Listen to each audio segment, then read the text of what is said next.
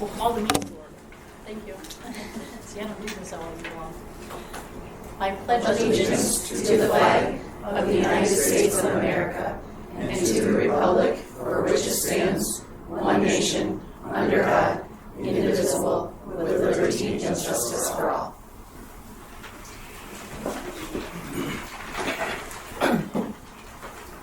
Jane, would you take a roll call of our board members who are here tonight?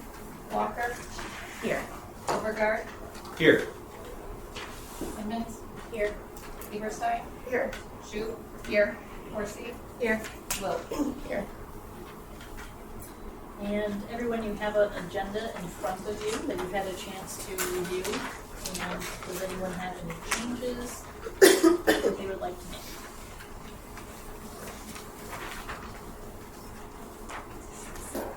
Okay.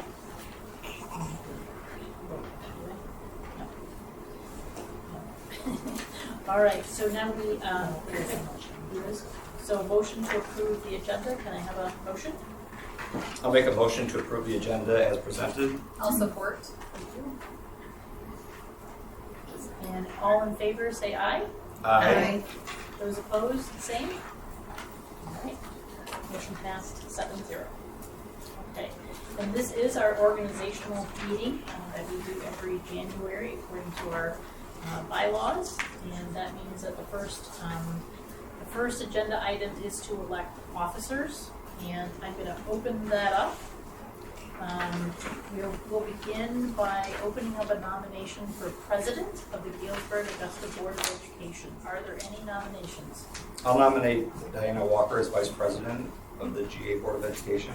So Ben is nominating. President, I'm sorry. Did I say vice president? Thank you. Okay. Are there any other nominations? For president? Okay, so I'm going to close the nominations. Any discussion? Okay. And so can I have a motion for Diana Walker to be the president of the GA Board of Education? Oh, I'll make a motion for Diana Walker as president of the GA Board of Education. Sorry, the first one up there. And you seconded I'll it? support it. And Jane, will you take a roll call vote, please? Walker? Yes. Overgaard? Yes. Simmons? Yes. Beaverstein? Yes. Shute? Yes. Horsey? Yes. Wills? Yes. Okay. And that passes 7-0. So Diana Walker, welcome again as our GA Board President. I'm going to turn the meeting over to you. Thank you. Okay, and I know I really screwed this up last year, so I'll try to do better on this portion. At this time, I will open the nomination for Vice President of the Galesburg-Augusta Board of Education. Are there any nominations? I'll make the nomination for Ben Overgaard to be the Vice President of the school board.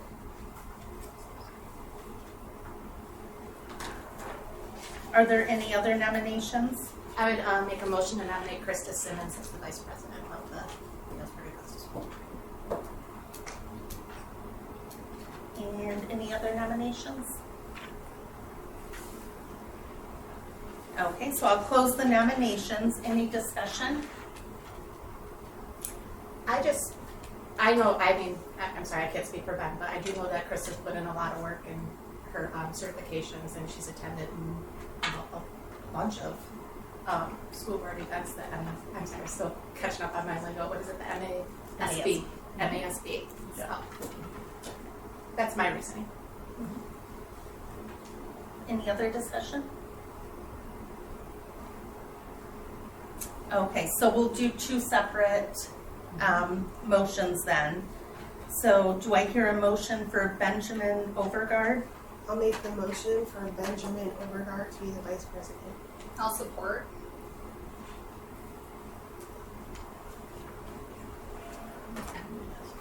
Okay. Yeah. Okay, and then so first, okay, that's the question. Do we vote first and then do the second, or? The way The way they explained it, so they said whoever's nominated first, if they get 4 or more votes, then they are elected. If they do not, it goes to the secondary nomination or the third nomination, so on and so forth, until you get 4 or more votes. And any nominations do not require a second. It's only a motion. That's what they also told us at that organizational meeting. For hearing. Okay. Okay. So we have a first and second. So roll call vote, please. Walker, Yes. Overgaard, Yes. Simmons, No. Eberstein, Yes. Shu, Yes. Horsey, No. Wilkes. Yes. Okay. So by a vote of 5-2, the 2023 Vice President of the Galesburg-Augusta Board of Education is Benjamin Overgaard.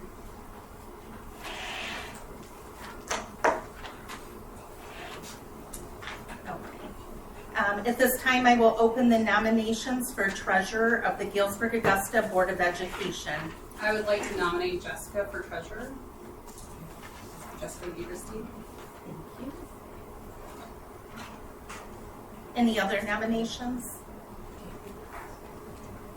Okay. I will close the nominations. Any discussion? And do I hear a motion for Jessica Eberstein? I'd like to provide a motion to elect Jessica Eberstein as board treasurer. Okay. And roll call vote, please. Overgaard, Yes. Simmons, Yes. Eberstein, Yes. Shu, Yes. Horsey, Yes. Wilkes, Yes. Walker. Yes. Okay, so by a vote of 7-0, the 2023 Treasurer of the Galesburg-Augusta Board of Education is Jessica Eberstein. Okay, and I will open the nominations for Secretary of the Galesburg-Augusta Board of Education. And are there any nominations? I'm going to nominate Krista Simmons for Secretary. Any other nominations? Okay, I'll close the nominations. Any discussion? I would like to say too, and I didn't say this earlier, Krista and I were able to attend a day meeting, and one thing we don't technically do, but they do suggest to do, is to have people in positions for more than 1 year, just to have consistency and better flow, and once you learn that position and what's meant for you to do, it helps everyone run a little nicer. So I'm kind of excited currently if we're able to accommodate that, because we do want to work as a well-functioning team. So that's just one side note. I know it kind of seems pretty bland, but it's meant for us all to work better together. So that's all I'd like to share. Do I hear a motion for Krista Simmons? I'd like to provide a motion to elect Krista Simmons board secretary. Okay, and roll call vote, please. Overgaard, Yes. Simmons, Yes. Eberstein, Yes. Shu, Yes. Horsey, Yes. Wilkes, Yes. Walker. Yes. By a vote of 7-0, the 2022 Secretary of the Galesburg-Augusta Board of Education is Krista Simmons.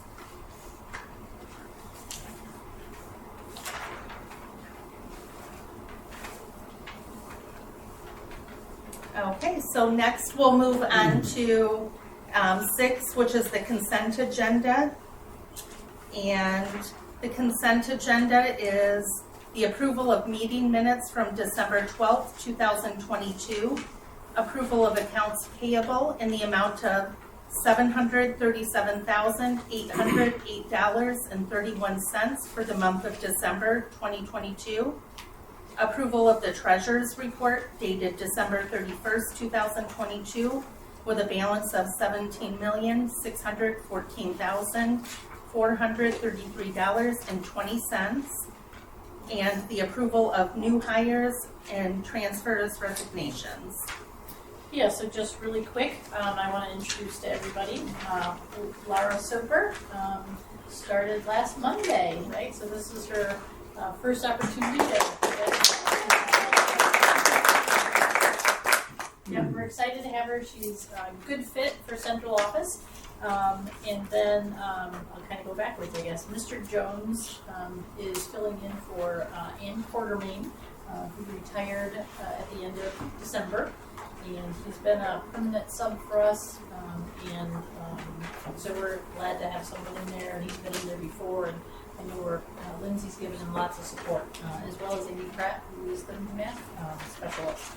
And then Paula Klock has been working for the ESA as a part-time secretary, and she also works at Parchment part-time. And it was recommended that we move her from EduStaff into Galesburg-Augusta.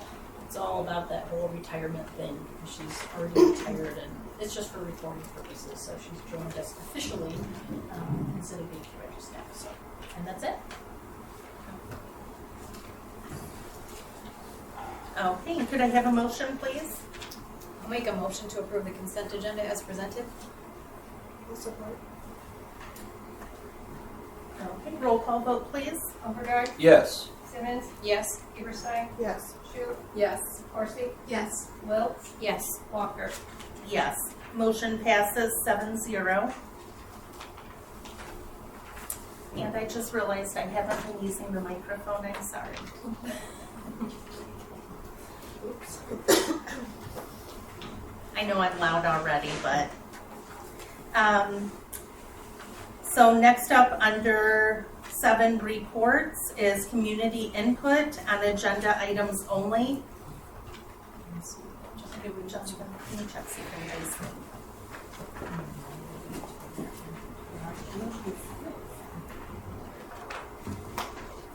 So just as a reminder, we do have the sign-up sheets for if anybody wants to participate in either the first or second public participation. So we have Eric Curtis.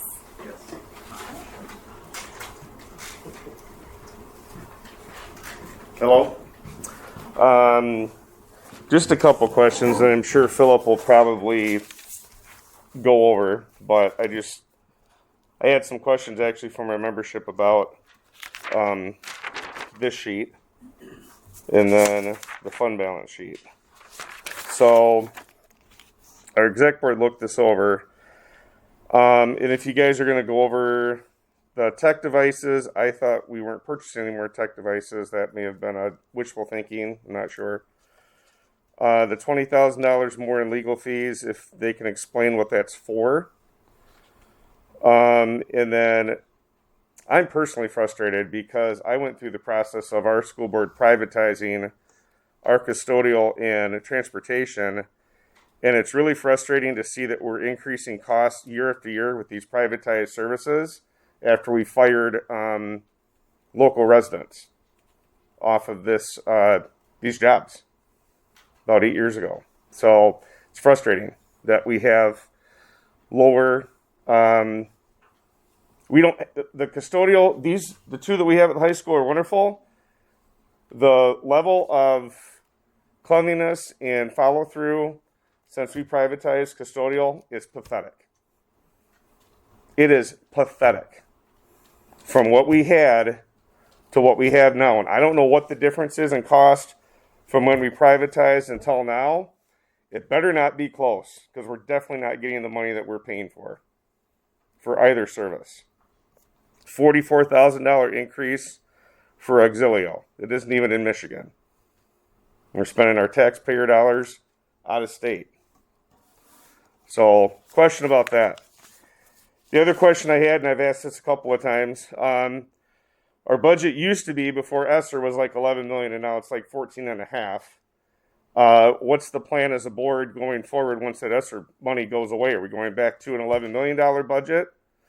Because our fund balance right now projected is about the same as it was in 2017, 2018.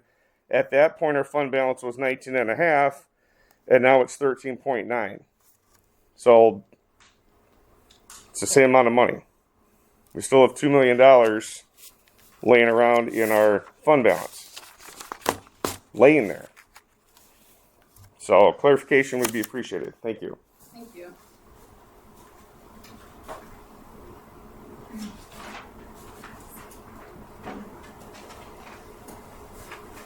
Okay.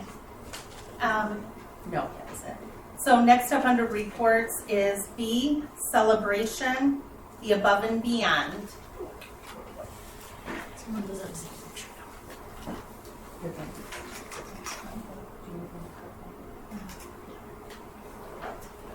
Thanks.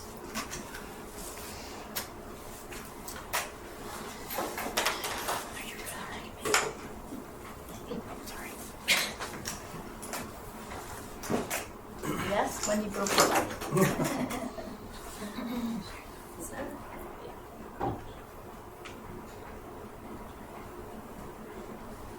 Okay, tonight we do have a new staff member to honor, who joined us just October, I think. And you have not had a chance to meet him, but we have just been very considerably happy with all that he's doing. And so I've got a couple of things to read for you, but I'm going to ask first just Brandon to come on up, and then we'll bring the rest of the family.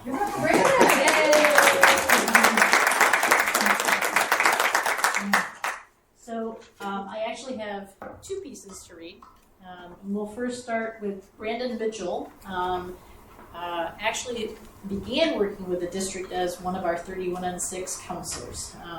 And that's money that came really from the state because of COVID. Well, it was right before COVID, wasn't it? About mental health services and being able to bring in outside services. And so Brandon was one of our folks who came on way back when. And then we were looking for a special ed social worker. And he said, I might be interested in that. And we're like, are you sure? Let's tell you what that is. So Brandon has a history, obviously, of working in the private sector in social work. And he has now joined a program at Grand Valley State University where he'll get that special ed endorsement to do this as well. In the meantime, we have him learning. And so... So he is doing some special ed as well as some general ed counseling at the high school. Therapy, well, he does a lot of things. You'll hear that. All right, so Mr. Brandon Mitchell is our social worker at the high school. He started in October and is balancing his role of special education social worker, and also behavior threat assessment team, chess coach, and 31N6 mental health services for students in grades 8 through 12. He is also a licensed therapist and a clinical social worker. Mr. Mitchell's expertise on the high school leadership team is invaluable, and we are happy to have him. Mr. Mitchell says, for the past 16 years, I have devoted my time and energy in helping individuals and families forge, heal, and repair various aspects of their lives. This experience began through volunteering within the juvenile justice system and has culminated in a full-time private practice. My ambitious and hardworking personality continues to lead me to new heights, both personally and professionally, and clearly it has now led him to Galesburg-Augusta to be a part of our RAM fam. And so on top of that, he is also a part of our chronic absenteeism team, right? And so I have another piece. Brandon has jumped in with both feet to become a valuable member of the GA family. He has been working incredibly hard to learn all the facets of special ed to go along with his social work, but he's also a committed member of both the high school attendance team, as well as our multi-tiered system of supports, which you've heard us talk about, and also the district threat assessment team. He always has a smile on his face and is welcoming to all of our staff and students. He's out there greeting, and he is really playing chess at lunch. It's true. It's true. He has brilliant visions for the future here, and he has been an outstanding addition to our staff and community. So this is Brandon Mitchell, and Brandon, for a new staff member, you have not only fit in during the day, but you are already going above and beyond even after school. We see the care that you really have for kids. So I'm very excited that Brandon is our above and beyond recipient winner this month, nominee, and also this is above and beyond pin. And Brandon, we're going to bring your family up for a picture, but I know you have some ideas. Yes. We don't have time for all of them. Yes. But why don't you share just a couple? And I'm also a hugger. So. Oh, yes you are. Well, I did write something, but I knew that would probably just make me more nervous and more emotional. So I figured to leave that at home. But I do want to thank the people I brought with me, and of course our Creator, our God. But I brought my parents, Dale and Terry. They taught me about hard work as a kid. I grew up on a blueberry farm in Bangor. I remember planting berries at 9 years old, which I absolutely hated these two for back then, but I can appreciate that now, right? My family, who anytime you jump feet first into everything, your time gets cut short. And my family has been patient, flexible, and just been there to support me through all my crazy ideas and all my crazy adventures. So thank you. Some of the things that we've talked about, obviously the chess club. We've got the peer-to-peer project started. That's actually credit to Liz DeBoer. She wrote a grant for that, but jumped into that and went to the training in Lansing, and it's really exciting. Hopefully what we'll do is we're going to be bridging the gaps between the different grades, our community, really getting our students out there and engaged. We plan to do that with some summer stuff, with hopefully a week-long camping trip out at Camp Kidwell in Gobles. I've already talked to the camp director. He's really excited about that. We just got to talk about how do we get kids there. Doing some climbing with kids, doing a lot of different things. And my brain is going blank, but I think there's definitely some more things. Ropes course. Yes, ropes course. I'm in their ears all the time talking about it. One of the things that I'm really excited about, and hopefully getting started in this next week, the students, they do the announcements in the morning, and we want to bring awareness to mental health and start to incorporate some discussions around that in our flex times, just everything we're already doing and keeping the kids engaged, talking about things that are important to us. So Great, that's wonderful. I told you he has lots of ideas, and he's not allowed to leave till they're all come to fruition. No retiring. absolutely. Let's have the family come on up, and let's make sure we grab a picture here. All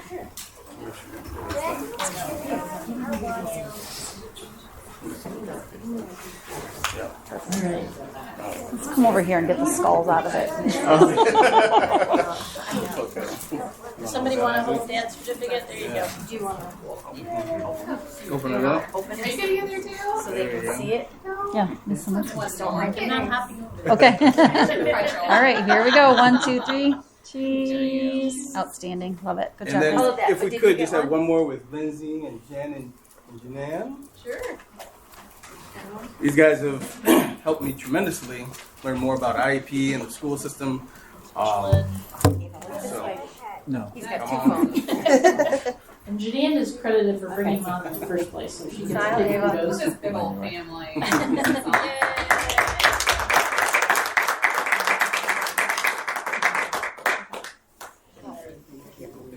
Thank you very much. And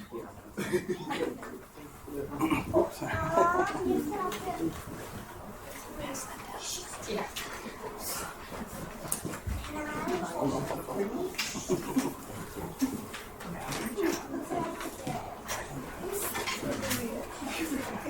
So thank you, Brandon. We appreciate you being here. Next up under report celebration, B is School Board Appreciation Month. Oh, yeah.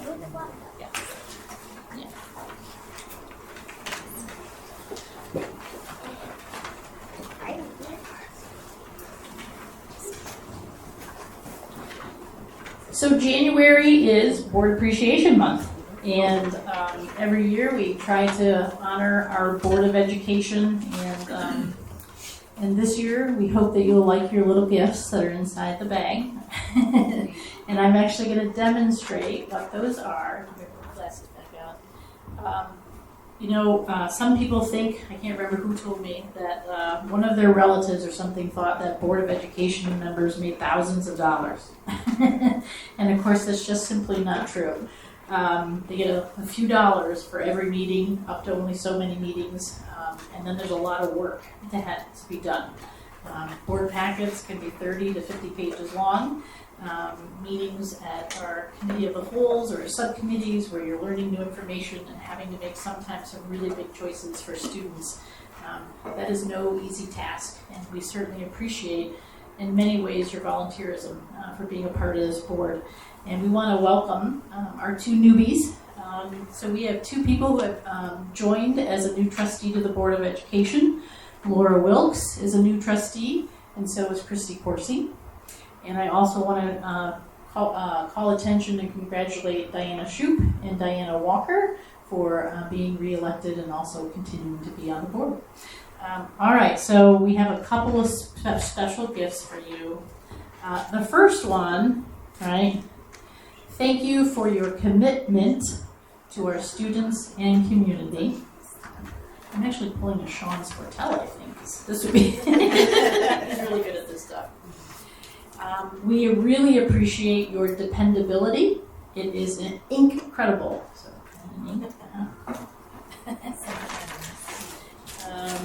and then you're an important piece of our district. As I just described, we couldn't do it without you. And so we appreciate that. And then finally, you are hands down the best Board of Education around, right? If anybody can do it, GA can do it. And so we appreciate your continued focus on students. Thank you very much. If we could please give our board a round of applause and thank them for their service. You're welcome.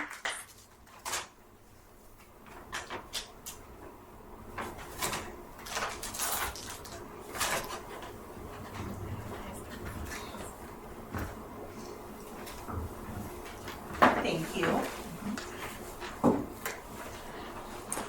Okay, and next up under reports is C, bond and facilities update.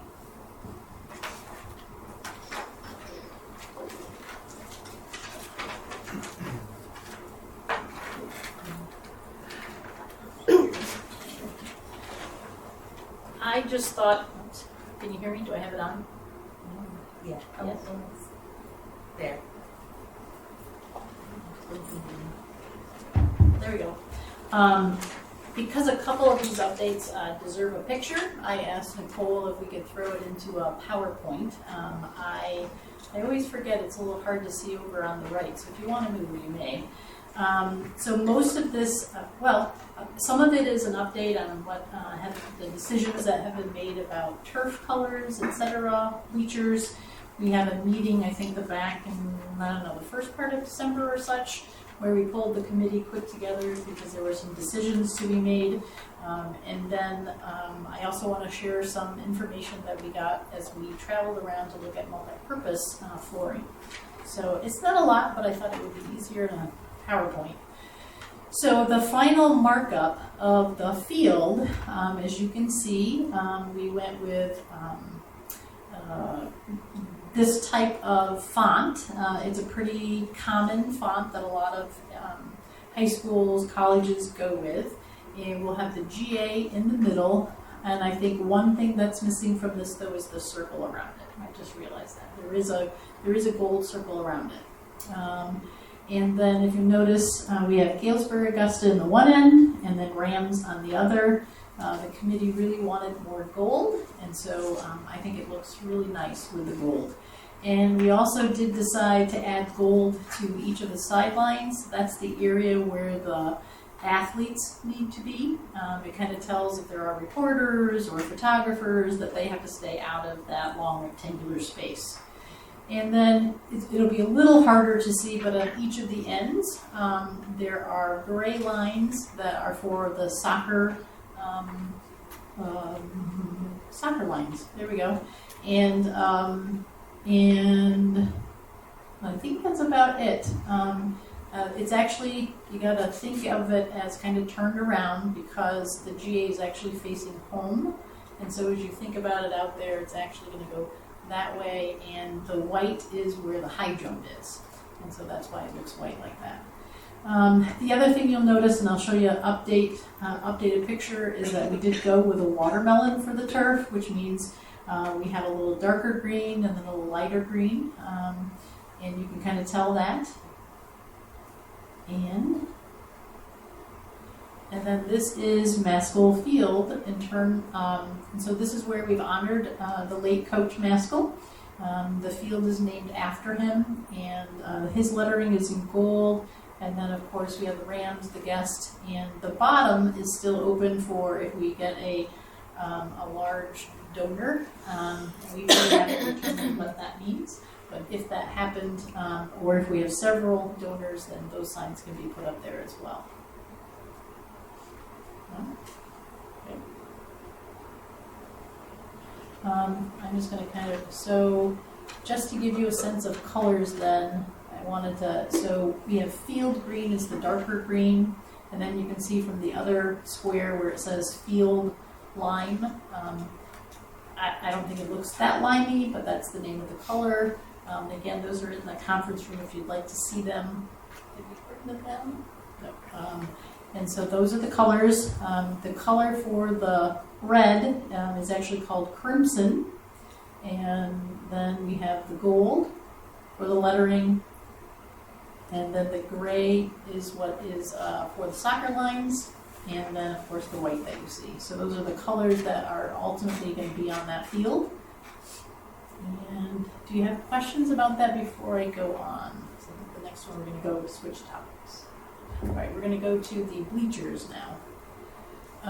Just giving you a couple of pictures of the bleachers, a side view, right? And then in the center is what is currently chosen for the numbers in terms of bleachers. As you recall, we were only able to go with, I think we went with 900 on one side, 100 on the other.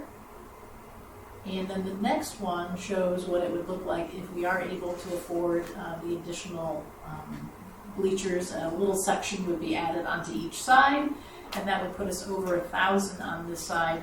And I know that as we talked as a board, that's important, but again, we don't know yet what the financials are going to be. And so the what you can tell is that the handicap ramp, right, accessibility to the bleachers stays on the end, and so we do have some time yet to decide whether we'll be able to afford to add some additional bleachers. There will already be a cement pad there.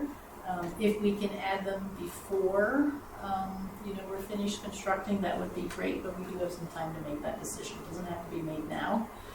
The key would be once we have the funding really resolved for the multi-purpose addition as well as the renovations in the other areas, we'll have a sense of whether there are any additional funds, and also contingency funds can also be used for that. So just wanted to give you a sense of, honestly right now it's pretty small and probably would be one of the smaller ones around.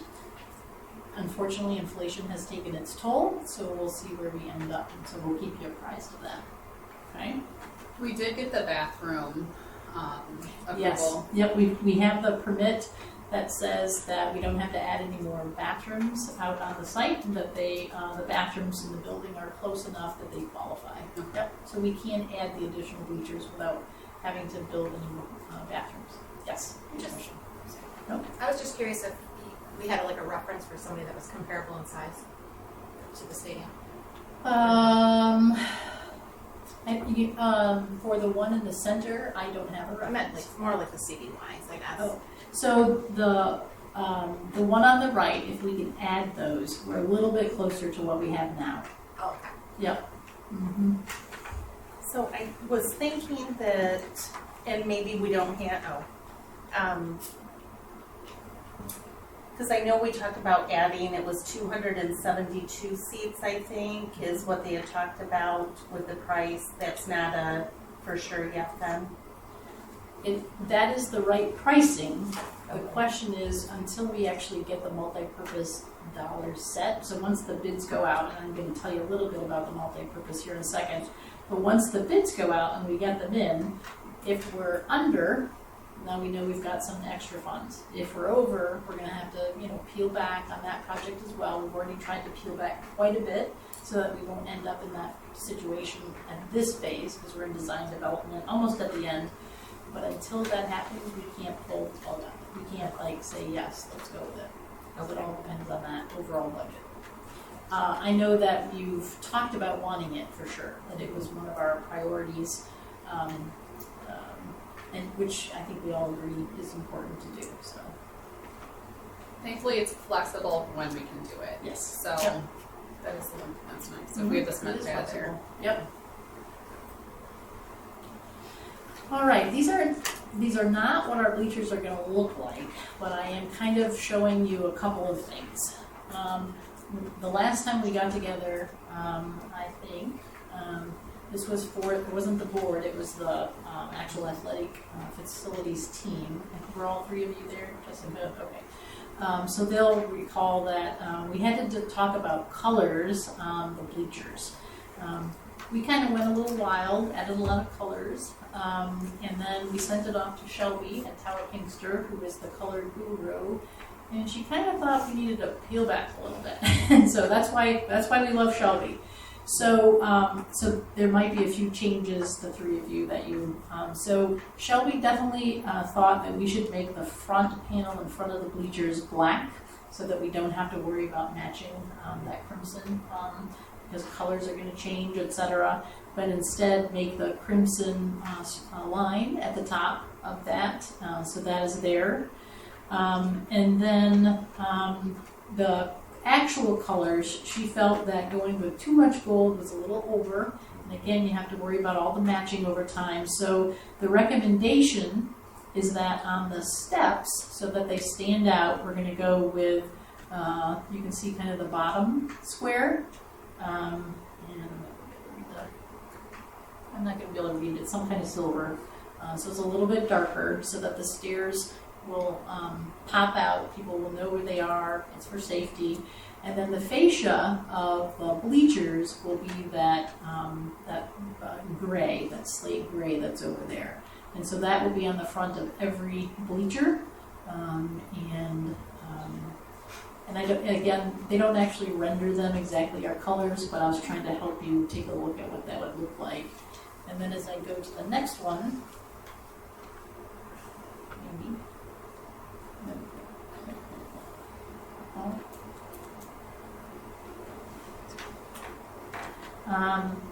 So then we worked at how to tie in the press box, and you can see that we made a black stripe on the top, and I think that that's a lot easier to tie in again to the other colors. And then you can see that the rest of it is going to be that gray again to tie in. So and just for your sake, right, this is just a rendition of a press box. We will not have the top where people can stand up there and record.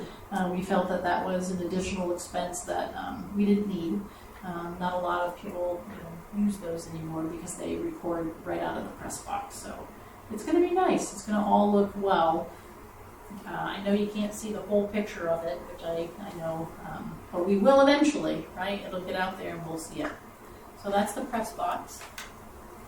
And then the day after, the 3rd of January, we took a trip over to Jackson.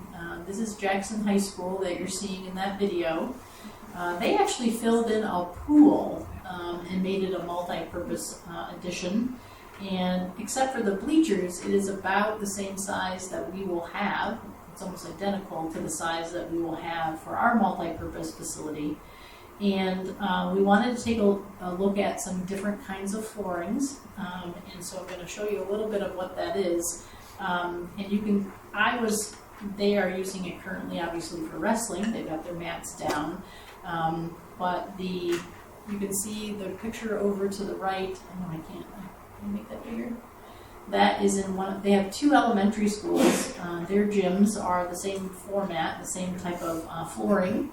And that one has just recently been redone where just the polyurethane was put back on. And then there's, of course, just another picture at the bottom taking a look back at the multi-purpose facility that Jackson High School has. It was surprisingly a very nice floor. I actually bounced a basketball and boop, was surprised at how well it worked. And I'm going to tell you a little bit about them, by the way, so in just a second here. Oops. All right, so. Did you get to see the new football? No. They were actually redoing their football field. No, did you see the new indoor? Oh, yeah. They have a beautiful aquatic center. Yeah, they got it all over there. Yeah. It was beautiful. It's my alma facility. mater. Is it? It It's is. beautiful. All right. It wasn't that nice when I was there.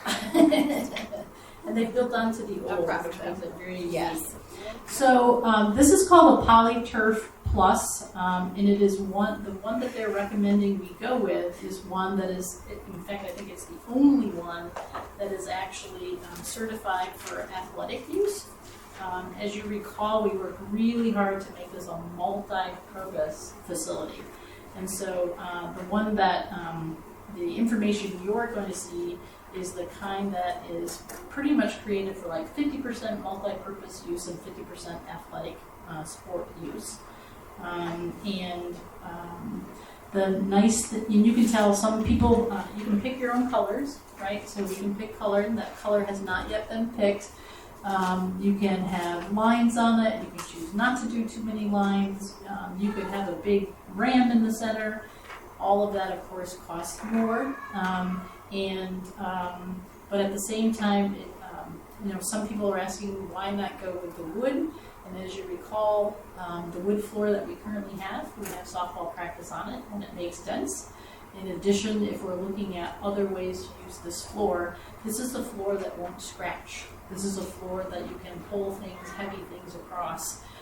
It will get wiped down each night with our big, driving machine, but it should last for 9 to 12 years before just the polyurethane itself has to go back on. The whole thing does not have to be replaced. So in contrast to a wood floor that we're doing, especially at the high school level, almost every year, because it does get highly used, this would actually be less often would we have to do that, which is nice. The elementary one you saw had just been redone. And again, I'm going to show you what is the material. So this is just really good. There is information that I can give you and I can send to you about the different classes. Moreover, you go to the right, let's see. Then it's also more for high impact training. So we don't need high impact training. That's not what ours is for. And what they're recommending is that we would have a 7mm shot pad and then 2 millimeters thick of the urethane top coat. So you can see, that's what it looks like. And you can see that it has 4 stars for basketball, 4 stars for volleyball, 3 stars for tennis. Not so good to put weights on it because those could dent a little harder. But essentially, what I understand is that let's say that something heavy fell, and you'll see a little indentation. What happens is that it actually recovers itself and it comes back out. So we are pretty amazed at the product. And right now, we don't know. We have an idea of its per square foot cost, but these are the things that are getting costed out right now. And I'll just share that real quick. So between now and the 25th, Tower Pinkster has. Did it die? It did, didn't it? Thanks.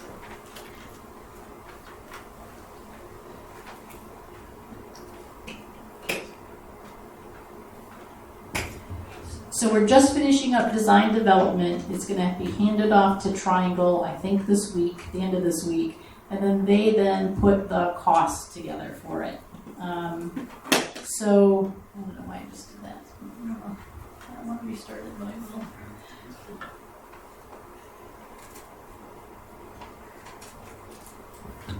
And then hopefully, as we did the other two projects, we'll bring the construction design to our committee of the whole. A tower and triangle will present what we've done, and the board will approve that. And really then it goes out for bid. So the key is going to be what those bids bring in, right? Because it's not just multi-purpose addition, it's also the renovations to the weightlifting room, creating the robotics area, and also expanding the wrestling area. So what we're hoping is that we're going to come in under budget and have some additional funds, but until we get that far, we just won't know. And then, I don't know, I'm frustrated by this. There we go. In March, the construction documents will then be finished. They'll go out to bid, and the goal is that in April, we'll be able to get those bids to the board and be able to approve them. And then the goal is that in the fall of 2023, they'll start constructing the multi-purpose addition, and obviously the renovations inside the building will happen over the summer, but that's kind of the plan. So we're almost to the end of the third project, but it's exciting. I think it's exciting. I think, and you know, as we know more, we'll bring you more updates. So thanks. You mentioned they just redid the polyurethane layer at the elementary school. Did they say how long real life they had then? I don't know specifically that one. I'm supposed to be getting that, but in general, it's anywhere from 9 to 12 years. Yep. And again, you don't have to do the whole thing. You can just do the urethane on top. Yep. I think there's a pretty long warranty for the whole thing, so they really back up their product too. So. As long as you take care of it. Mm-hmm. That's right. Okay. Anything else? Just exciting because I'm not on that committee. I haven't really seen anything yet, so it's kind of fun to see some stuff on that. So excited to see more coming up. Okay, next up under reports is D, the Business Finance Committee report. So Jessica. My first time using this.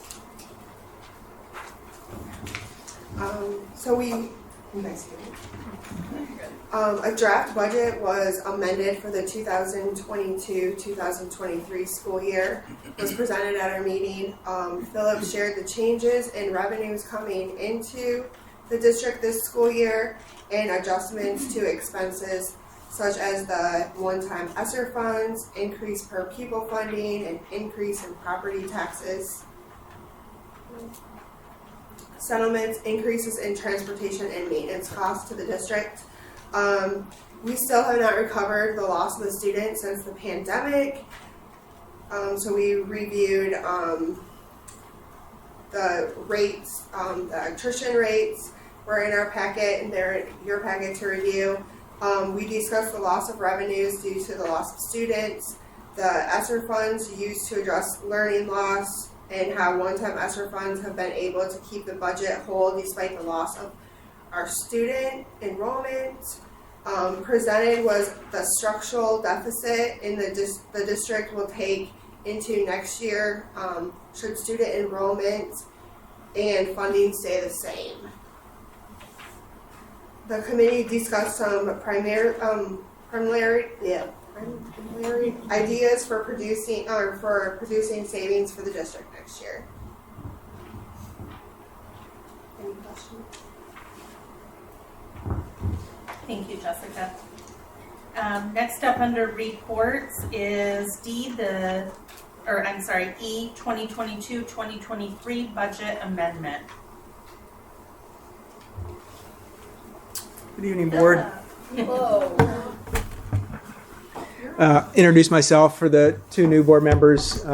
We did meet briefly last meeting, but my name's Philip Heasley. I'm the district's business manager. And tonight we'll look at a proposed budget amendment. And just so you kind of understand the timeline for the district's budget, The state law requires that we have a budget in place, approved by the board by July 1, and that's the beginning of our fiscal year. So in June of 2022, the board approved a budget for this fiscal year, the 22-23 fiscal year. State law doesn't say we have to revise the budget, but we do revise the budget because situations change. In June, we don't know what enrollment is. I'm not sure we knew what the foundation allowance was going to be for the year. Salaries were still being negotiated. So many things change on both the revenue side and the expenditure side. And so we generally come in January and present an amendment. We revise it one more time at least, and that'll be in June of 2023 before the fiscal year is out. So with that, a little bit of context. Let me get my slides. So this slide just represents the budget revision, which is that there's 4 columns in numbers. There's last year's actual, there's the prior fiscal year's audited numbers, the actual 21-22 revenues and expenses. There's the original budget that the board approved in June of 2022. There's the proposed revision, which is what we're looking at tonight. And then there's the difference column, is the difference between the original budget and the revised budget. So I've highlighted then in that far right column, provided some explanations for what those differences represent. And we'll just highlight some of the key ones. Before we do that though, just kind of looking at in total, the revised budget has, if we kind of scan all the way down to the bottom, third row from the bottom of numbers, revenue over expenses. So we have expenses exceeding revenues by about $12,000. That compares to the original budget, which had expenses exceeding revenues by about $47,000. So not a lot of change there, but as you can see, there's about, $1.2 million in additional revenue and additional expenses. The very last row shows a percentage. That percentage is fund balance divided by total expenses. So we use that kind of as a measure of fund balance is essentially kind of our their savings essentially. It's not exactly cash, but it's similar to that. It's our rainy day fund might be a way to look at it. So we keep an eye on that percentage because that's a measure of how much savings we have to weather something like COVID, for example, and downturn, decreases in enrollment, things like that. We rely on that fund balance to get us through those periods of time. So back up to the differences, we'll look at revenues, and we'll start with that first line, which is local revenues. It's essentially property taxes that are levied at the local level. See, that's increasing $138,000. So the thing to keep in mind with property taxes that the district collects locally, that taxpayers are paying here locally, the state assumes that we're going to collect 18 mills, and they deduct that total from our state aid before they send it to us. So those two categories, local property taxes and our state aid, work in tandem. So as one goes up, the other goes down, vice versa. So you see the plus $138,000 in property taxes, but then just below it is a minus $138,000 in property taxes. So the increase in property taxes does not impact the bottom line. So additional state revenue changes. We have the property taxes. We have an additional $112,000 from our foundation allowance. The foundation allowance represents between 75 and 80% of our total unrestricted revenues. There's a handful of other unrestricted, mostly in that local revenue category. All other revenues the district would receive by and large, are restricted to use. Either they're restricted to for added needs for at-risk students or those kinds of things. So foundation allowance is up from our budget. It's due mostly to an increase in the per pupil amount compared to what we had budgeted earlier. An additional $296,000 for special ed costs. This is due to a change in the way the state is calculating that revenue. Thing to keep in mind here is that an increase in special ed costs has to be used for special ed. Increase in special ed revenue has to be used towards an increase in special ed costs. So this is, again, it's not impacting our bottom line. It's just a shift in the way the special ed is funding, whether it's the county millage, our foundation allowance, or this added cost revenue. The last piece in the state revenue line is $153,000 additional dollars for this is UAAL. I talk about this a lot. It's the unfunded liability for the pension plan that district employees are a part of. What the state does is they provide those funds to school districts, and then we turn around and we pay that exact same amount back to the Office of Retirement Services that manages that pension plan. So again, there's no impact to the bottom line. It's revenue in, and then we see additional costs of $153,000 coming out. The next revenue line is federal revenue. And you can see this is increasing by $525,000. We're increasing the amount of the ESSER 3, which is the federal COVID dollars that the districts received. We're increasing the amount of that draw. And then there's an $146,000 from what's called the Emergency Connectivity Fund. Again, these are federal dollars being used to purchase replacement devices within the district. I think the majority of these are teacher laptops is where these are going. And so again, we see the 146 coming in. We'll see 146 going out, again, for computer devices. They also paid for replacements of Chromebooks at the middle school. Mm, correct. I think maybe Sean's iPads. So, That's correct. yeah. Right. That last revenue line of other. Do you have a question? No.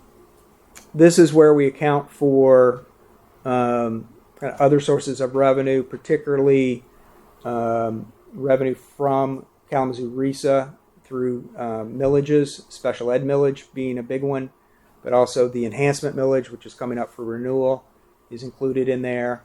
Any shared services, any services that we might provide other districts or that they provide us is accounted for in that line.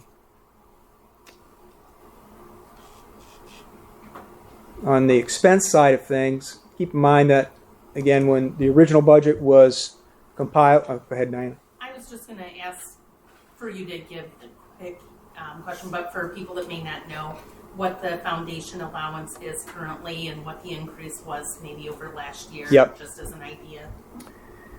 Can we go to that?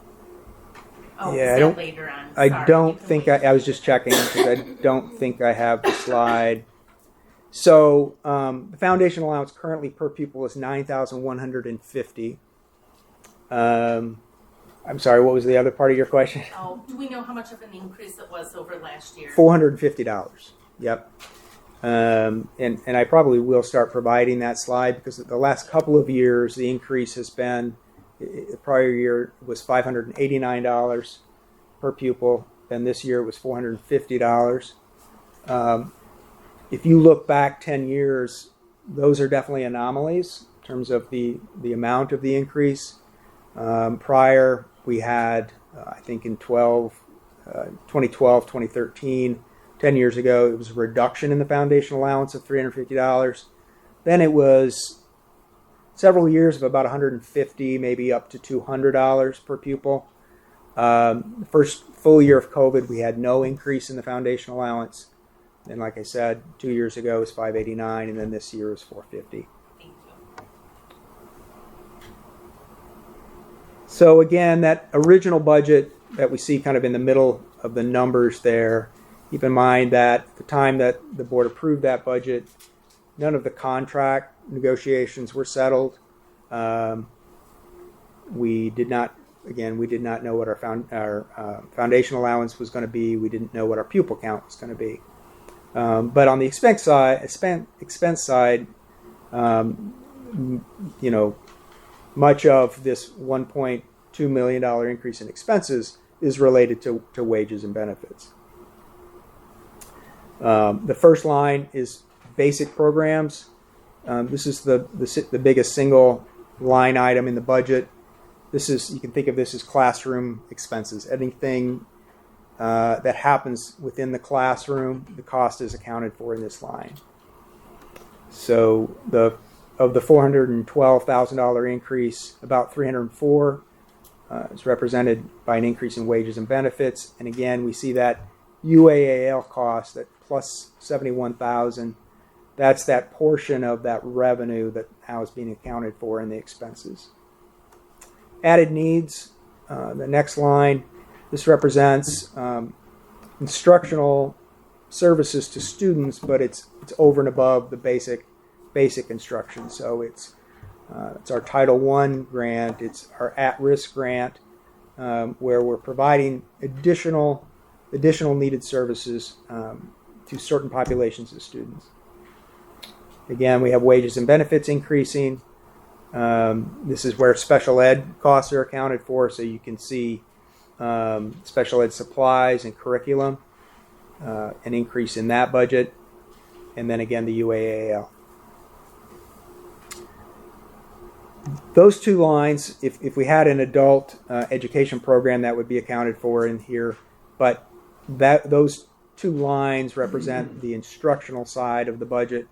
What follows is considered support services. The first one being pupils. This would be things like counselors, physical therapists, occupational therapists, is accounted for in that line. The $80,000 in additional expense is from an additional physical therapist position that was been added to the Eastern Service Area. Again, this is special ed costs, so it's funded through our special ed revenue, primarily the special ed millage revenue that we receive. The next line, support services, instructional staff. This is where we account for things like library services, but it also includes our instructional technology. So we see $166,000 in additional tech device costs. And again, 146 of this is being paid for through the emergency connectivity grant. The remaining 20 was the Chromebooks and So we were told late November that the M-STEP test, which is which we use Chromebooks for, the application will no longer work on our Chromebooks at primary school. It's all about security, I understand. So and we really needed about $40,000 worth of Chromebooks, but we're going to just operate with 20,000. I think it's 4 grade levels, per 3 grade levels. And then Sean is just going to have to come up with a special schedule so that, late in the game. So we didn't purchase them all, but we definitely needed. Otherwise, we would have had to gone back to all paper tests. So we just got word of that, and I believe Kaylee has been able to. I was worried whether or not we can get them, but it sounds like the supply is better today than it used to be. So. Okay, so general administration costs. That's where we account for Board of Education costs and also the superintendent's office. So that's increasing by about $40,000, $20,000 of which is an increase in the budget for legal fees, $13,000 for wages and benefits. The next line is school administration. That's principals' offices, the 3 principals' offices. That increase, $25,000 of it is due to insurance coverage changes. So as we have staffing changes, some folks come in with different, electing different insurance coverages. $28,000 for wages and benefits, and $12,000 for office equipment and supplies. The next line is business services. These are fiscal services that are provided to the district. So there, we've budgeted for additional wages and benefits. So as we had a staffing change, there was need for training and crossover between when the person left and when the new person came on. Wages for that. Operations and maintenance is the next line. We are budgeting for increasing the contracted custodial. That was about $1,200 a month. yeah, it's about $1,700 a month for 6 months. Just keep in mind that particular contract has not increased in 2.5 years, so that's that increase there. We had a high school boiler repair that needed to happen, so we could maintain heat. Yeah, and just for the sake of the group, you know how hard it is now to get employees. And you can go to McDonald's and get $15 an hour. So there was a need for increasing the hourly wage for the custodial staff. And I'll speak to some of the other stuff later as far as the issues. Thank you. Transportation, the Auxilio contract, the board did approve that, believe in October, might have been November, but that represents that increase. Increase the budget for fuel, parts, and repairs. So our fleet is on average around 11 years old. The parts and repairs budget is significant.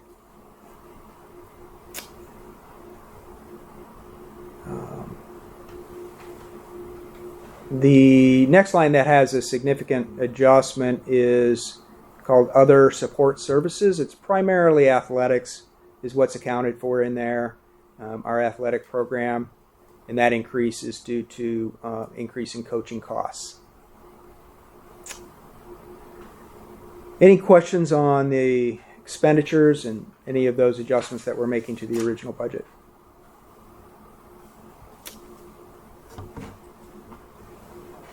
Take a next look at that next slide, which is a graph I include every time we present a budget. Again, the pupil count, along with the foundation allowance, accounts for 75 to 80% of our unrestricted revenues. So this is a very important number to keep our eye on. You can see the fall of 2020 was the first real count, kind of as COVID was beginning, and so that drop of 60 students, and we'll talk about that a little bit more, but that's what that represents. I mean, that was the first year of COVID. I don't know of any districts personally that did not see a drop in enrollment, and then you can see it's come up a little bit since then, but not by a significant amount. You may recall the entire state of Michigan lost almost like 50,000 students. Some of them have come back because some of them were online, whatever, but we have not, as a whole state, really regained that population.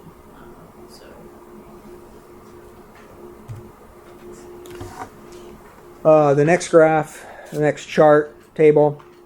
There's a lot of numbers on here. It's hard to focus because there's so many on there. But I guess we update this each year because what this chart shows, what this table shows, is the attrition by grade level from one year to the next. And so what we try to focus on is just that color.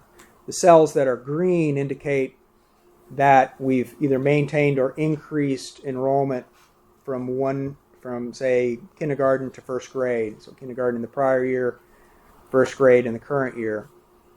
If it's red, it indicates that there's been a decrease of that the retention is less than 95%. So, we use it to kind of look at, are there trends? Are there, where is predominantly those red cells? And so that's how we use this table. You can see one of the things that stands out is that fiscal year 2021, which again is that kind of that first fiscal year of COVID.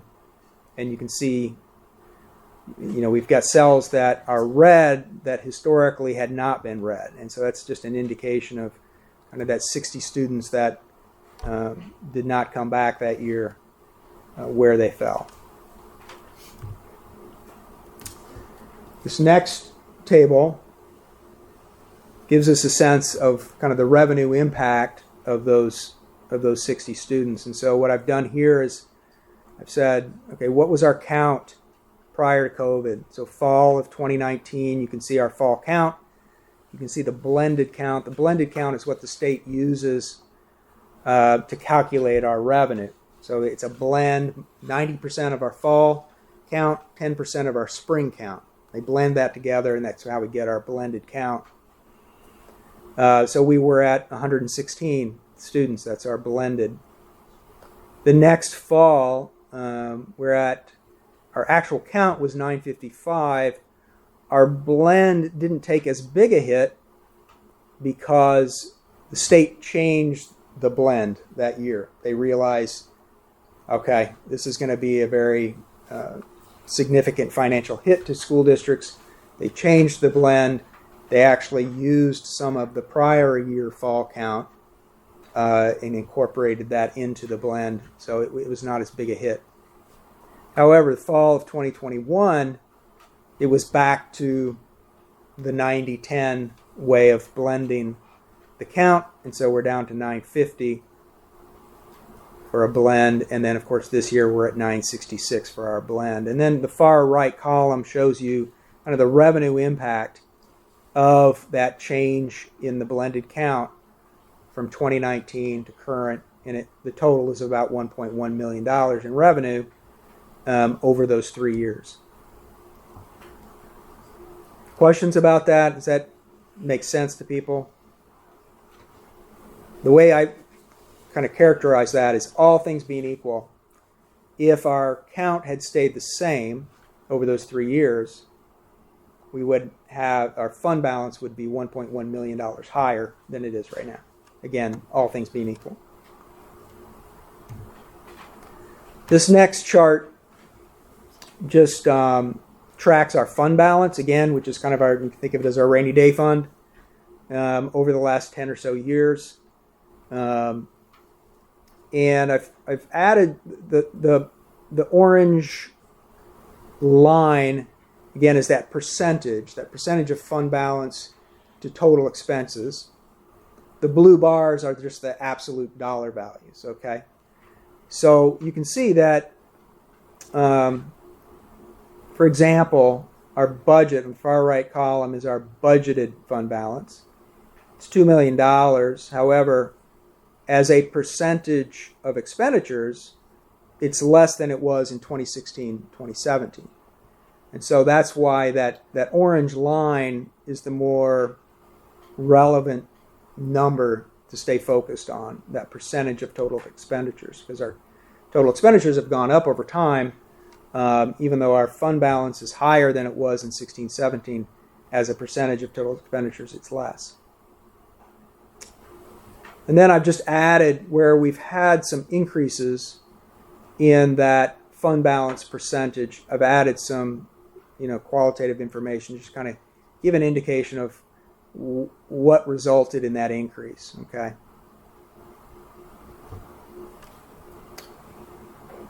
And the last slide. Well, I think you should, are you sure you want to, I think you should, No, so please. 215, 216, I think it's really important. You see a big jump, right, from 10% to 14.7%. Correct. It's really important to understand that back in those days, we didn't have an enhancement. We didn't have a special education village for the county. Very few counties actually have them. And so part of our special ed funds were coming out of general fund. And when the millage passed, it filled that hole. Okay? And that's why you see the big jump from 10 to almost 15%. And then Just one correction on that. Sorry. We had the millage. It just in that year it doubled. So the voters approved an addition to the millage from 1.5 to 3. Yep.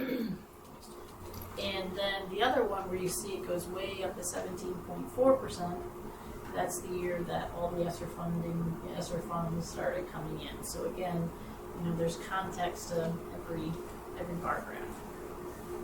All right, now you Correct. Thank you for that.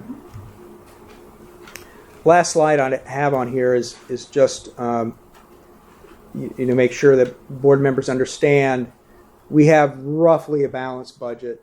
We have expenses exceeding revenues by about $15,000, which, given a $15 million budget, is roughly a balanced budget.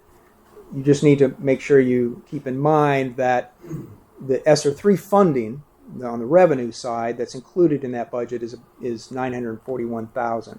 Okay, so that's revenue that will not be there the next year. That's not ongoing revenues. So this slide kind of accounts for some other one-time types of budget items that play a role, but the bottom line is that you need to understand that there's a roughly maybe $750,000 that if we were to just simply repeat this budget for next year, again, all things being equal, we would have to take out these one-time items, and you would have expenses exceeding revenues by $750,000. So, between now and the time we present a 2013-2014 budget, we will have had to account for those items and come up with a balanced budget. Questions about anything you've seen? And please, no question is off limits. Just, if you don't understand something, please ask.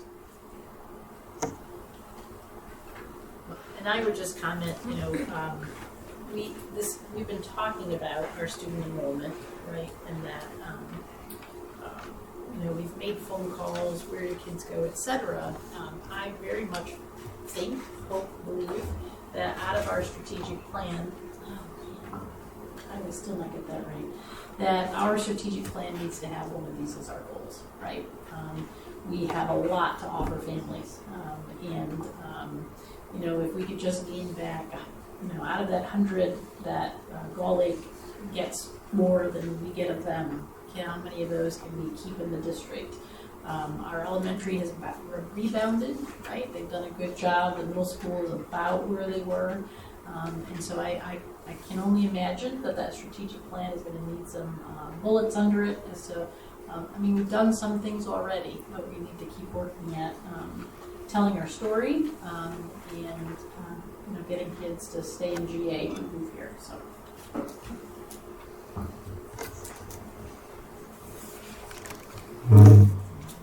Thank you.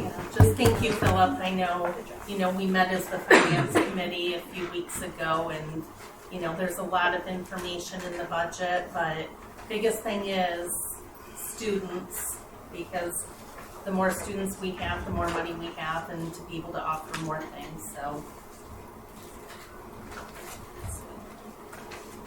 So next up under reports is the 2022, F, strategic planning. Yes, so we have received the executive summary from the focus groups, and I wanted to offer if you want it electronic or paper. Some people prefer a paper versus electronic. I like to because I like to write on it. There weren't a lot of surprises in it. I think there are a lot of things that we've talked about at the table and talked about as administrators. I feel like there's a lot of positives and things that we're celebrating.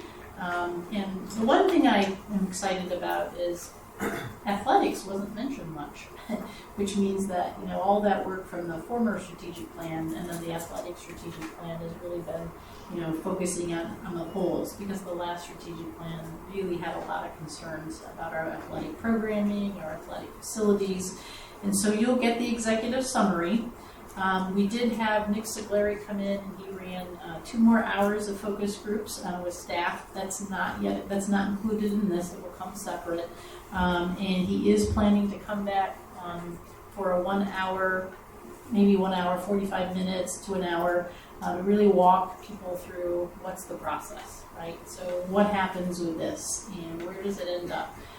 Nick has worked with a lot of small districts, so he has a lot of experience in creating strategic plans for small districts. And then we are working on the survey questions. So again, this information drives the survey. It'd be a survey for students, for parents, for staff. And the hope would be that we will get those out in mid-February. We need a lot of data collection, but that's what our Jeff Gartner and Nick Sigleri are all about. You know, they're going to analyze the data and give it to you in a big report, and then you know, that's when then we will have a group come together, probably a long Saturday, at least fun, and begin, you know, creating those goals for the district. In fact, it was interesting, Kaylee Wilson, our tech person, she works also for Martin. They just had one. They spent all last Saturday working on their strategic plan. She said it was really fun. So I'm looking forward to it. And again, let me know if you want it paper. We'll quick get you a paper copy. Otherwise, we'll send it to you electronically. And I think you'll find some good feedback both ways, positive in the areas that we need to grow. So awesome.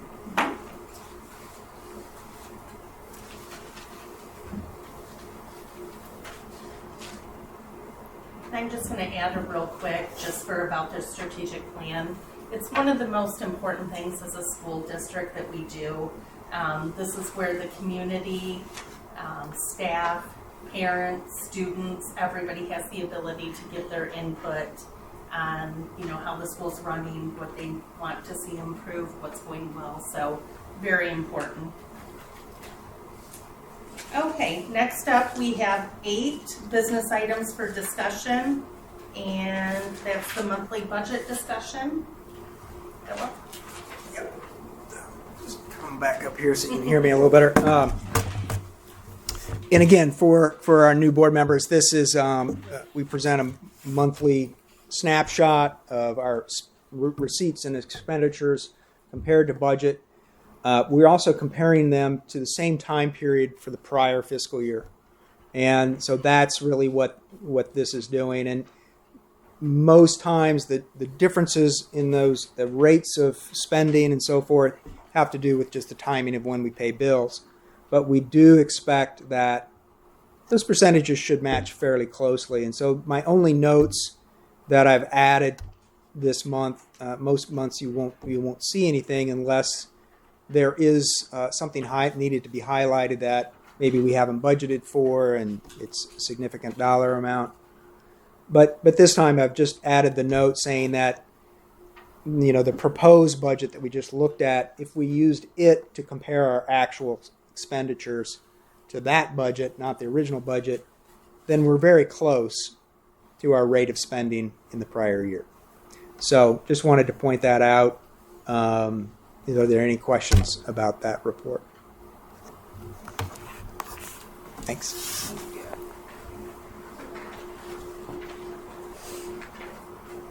Thank you, Philip. Next up under business items for discussion is the regional enhancement millage election. Yeah, so I know several board members heard the presentation last week at KCSOA. I believe that you heard the results of the EPIC MRA study. And this is another one of those millages, enhancement millages, that while KRESA sets up the election, etc., A, they are looking for local support. And then B, I think it's really important that folks know how much money the district gets as a result of that. So currently, and Philip, I hope I have my numbers right, we receive $425 per student with this millage. And so it's time to put it back on the ballot. It's been 3 years. One of the changes that we've been having that conversation at the superintendent's level. A lot of these villages come up every 3 years, and then a district may have a village, and so sometimes they're competing. So the conversation at the superintendent's level was, do we continue for 3 or do we extend it out to 6 to provide a little relief from all of those? And so Epic MRA did a study. Their surveys of people in every local, and there was support for extending it out to 6 years instead of 3. And so the resolution, that is being asked for the GA board to approve is for the same amount of mill, levied, but for 6 years versus 3. Questions or comments? Anything to add, Philip, that I didn't do right? No, that's, yeah.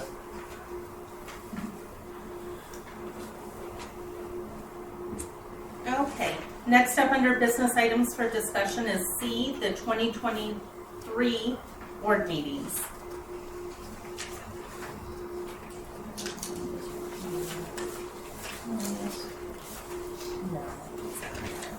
I know everybody was sent in the board packet the meetings for regular meetings, the cow, and I know we added a couple of cows for next year onto August and December. Yeah. I know somebody brought up maybe changing the times of our board meetings. Would you want to discuss that here? So I know, and I'll just bring up a little history. In the past, board meetings were at 7. We changed them to 6:30 years ago now. And I know it's been brought up maybe making it earlier than that, like 6, or I don't know what people think about that. What do you think of moving it to 6? I think 6 is doable, depending on the rules. It's probably the earliest we can go. Yeah, I think even that's pushing it with kids and sports and husbands that work and or wives, or I think. That's what I thought. Getting Earlier dinner than that would in really and- be hard, but yeah, I didn't know with work schedules, 5, getting done sooner. Getting out of here sooner at night, which is nice, but yeah, it's up. I don't know that do we have to make a decision on that tonight, or can we? Yes, we do. Okay. Okay. Not wait the second or something. Yeah. So I guess just kind of think about, I don't know, if 6 o'clock would be hard for some. If it is, then 6:30 I think still is fine. But And part of it probably depends on the season, I think, right? Exactly. I was thinking sports. Like I think 6 o'clock, like baseball season for me is not doable. I have to help get the kids to. At least I can do that and then be here, but that's just I'm one person. right, but everybody needs to be able to come to the board meeting, so Yeah. that's important. And that does give me a minute to watch baseball. So yeah, I don't know. Okay. I mean, I feel like the half an hour doesn't really make that much of a difference in my schedule. I agree. So 6 o'clock's not doable. Yeah, that's definitely the earliest if we were to change it. On my side.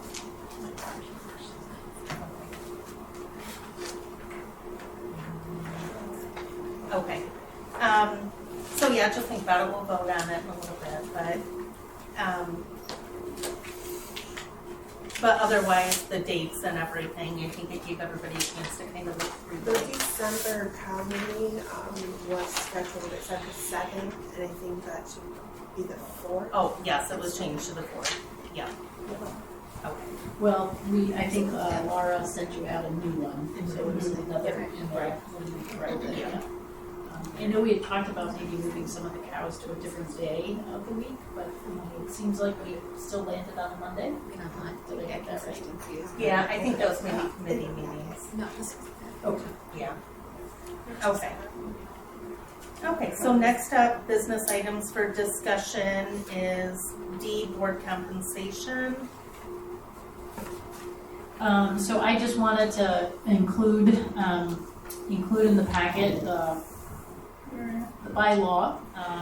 Currently, board members are paid $30 per meeting up to 24, and it's at our organizational meeting to determine whether that should go up, go down, stay the same. And so that I just wanted to bring that to everyone's attention. That is part of the agenda that you will consent agenda that you'll do in the decisions. But in case there was any questions about that, there's no difference for the president and the rest of the trustees.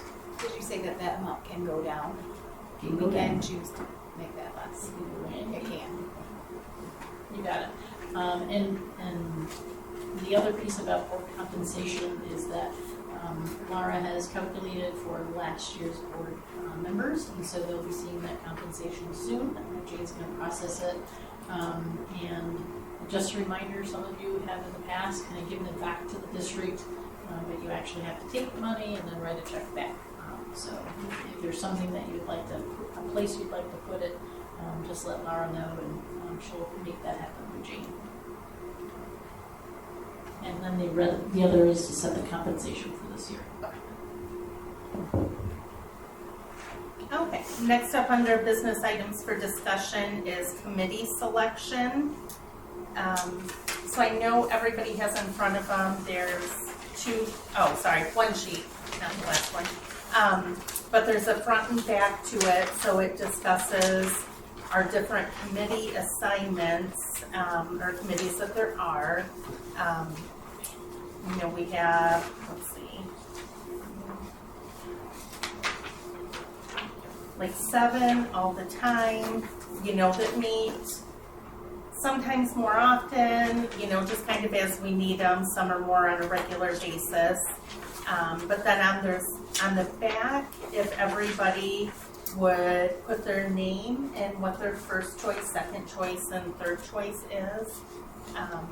Not everybody has to have 3 or will necessarily be on 3 different ones, because our committees, we can only have 3 people on each committee, otherwise it's a quorum.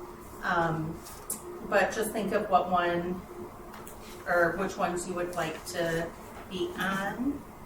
And don't everybody jump on the policy committee. It's a lot of fun. I enjoyed my 2 years on policy. I thought that's where we probably leave people. I was totally okay with that. Are we first choice now? Is that what we're saying? Bring something up now? Oh, sure. It's part of discussion. Sure. So when Diana attended that, or preparing for your organizational meeting, this was talked about, committees versus cows. And the question was posed, how many still have committees? And when hands were raised, the question then was why? Brad Banasic was the one who actually presented that section, and his recommendation to boards is to not have committees. So I would actually like us to consider no longer having separate committees for everything. I know that, like bond issues, that's definitely something that needs committees for different projects. But as far as board committees, I think that we took a board self-assessment, and we struggle in some trust issues. That's, everybody knows, we made that public. And that was one of the things that was mentioned, that's a good way to start building trust in a board again, is to get rid of those committees and start working as a team more. And I actually mentioned that we had both cows and committees, and what the thought was there, and the question was again, why? Because that's what the cows should be used for. What we talk about certain times of the year, so that goes on your cow agenda. So I would propose that we look at dismantling any committees of the board. And I know, just for my discussion is kind of how committees work, or what we've done with them is, like we have, say, a policy committee, and 3 people meet, look at the policy, and, put some time into it and come up with some questions to get more information for them, when we discuss it as a whole board. So, just trying to kind of get through some of those questions and some of that. Policy is a good one with that. I think there's a few where I think it's more important to have them than others. Like I look at probably finance, policy. See, and finance was one of the ones that I struggled with. That's a conversation that the entire board should be having, not 3 people or 2 people from the board. Like, I know that you all, the 3 of you, 4 of you, I don't remember. There's 3 3 of you, Me, 3, Eric, and right. John. So I know 3 of you met and you talked about finance, but that's our sole responsibility as a board, is that budget. Well, Krista, if you recall, the one in the spring that we have to set the budget, we meet with business finance, they ask some questions, we redo the presentation, and then we meet as a cow. So everybody does hear that prior to, and so part of it is just, working out some questions. And if we have more cows, like this one didn't lend us to having a cow for the amendment, but we always present this, I wouldn't say it's the same, a better version in the cow for the budget for the following year. That already does happen, just to clarify. Sure. Just to clarify, so I didn't want people to think that you guys didn't hear that. Well, and there's some of these that you might be able to do that with, but there's like many, like the GA Foundation. You have to send a representative to the Professional Relations Committee. You don't want all of your school board members showing up to that. That was actually one that was recommended, that you do not have board members present at. Yeah, and so it's in the contract, so we'll have to talk. I feel like it'd be helpful to make sure we brief. So with continuing education, with anything in continuing education, I'm in the veterinary world, so if I go to a continuing ed meeting, I want to make sure I bring back the highlights and we share it as a group. And that's one thing we are working on, and we have not, I feel like, since I've been here, and it's only been a year, done very well with yet. And so we haven't been able to share these things together at a cow yet on what we've received, what we've taken away from the meeting, what things they recommend as a whole and what they don't. For instance, they did have standing committees that they did have listed, and there are some that they don't recommend it altogether. But there are some that they do say places can do well. But then there's the pros and cons, and you can construct what you want from that, but things we can learn as a group together. We unfortunately have not been able to discuss those things yet, but I definitely think that's a good thing to work on. And currently we've always worked with committees, and I feel like at this point, jumping into no committee meetings would not necessarily be the right avenue, but I feel like we definitely need to work on sharing that continuing education as a whole, so we can all learn together what we've learned in a meeting and construct what we feel like might be a positive way to grow from there. And I think, like Jessica read out the meeting minutes from the Finance Committee meeting tonight, and they were in the board packet, just to kind of discuss what we went over. But yeah, Well, and it doesn't have to be decided tonight. Right. Right. I'm not saying that we completely do away with them right now, but I think that's a conversation that we need to have. Yeah, I think it's definitely something we should share with every meeting, honestly, we go to. I think it'd be smart and helpful for us all to benefit from what that person or people put together and went to all day, so we can all can learn together and grow more as a team and a family and a support system. Because there was definitely a lot of good information that I didn't know and I learned while we were there. So.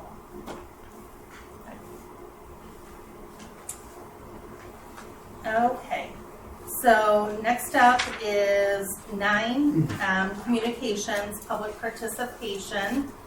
This is the second, Jessica, if you can grab them, for public participation on anything.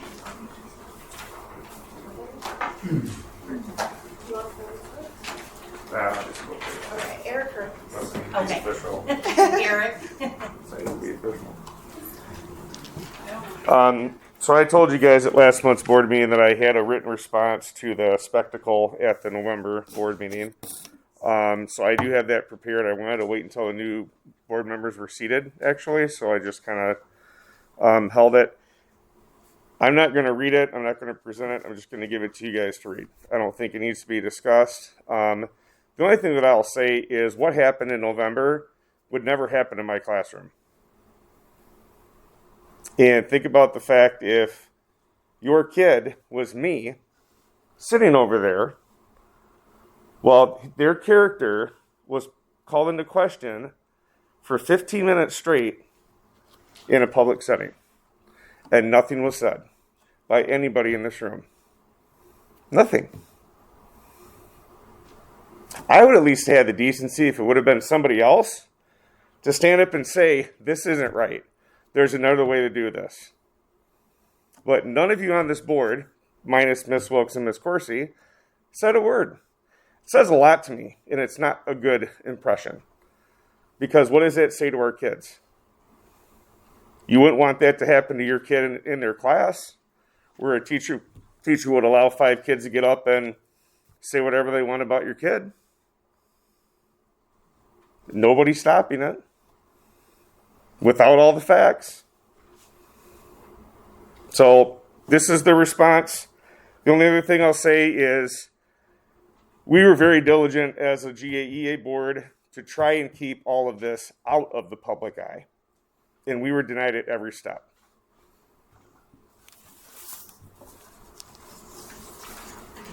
Thank you very much.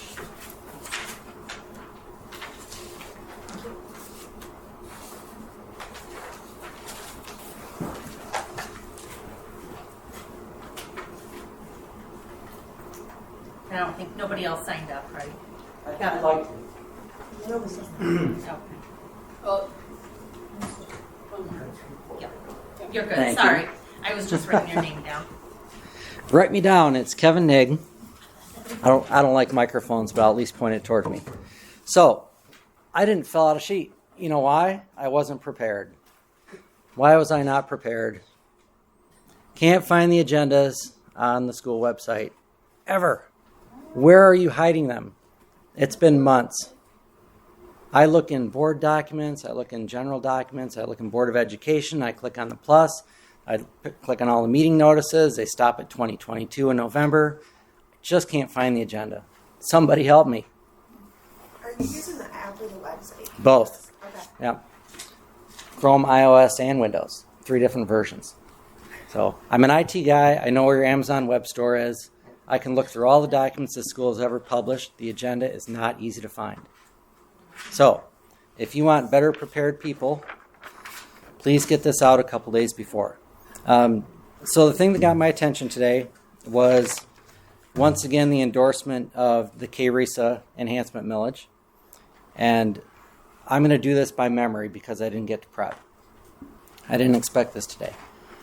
Many years ago, I don't know, 8, 9, 10 years ago, I met with the superintendent at KRESA, Dave Campbell. And like Wendy will tell you, I'm not afraid to walk into somebody's office. I walked into his office. I sat down and talked to Dave for an hour and a half about their budget. If I recall at the time, again with no prep, I think KRESA's budget that year was $55 million, and I compared it to Kent County ISD's budget of maybe $45 at the time. Tell me if I'm far off. Go ahead and shout at me, Phil, if you want.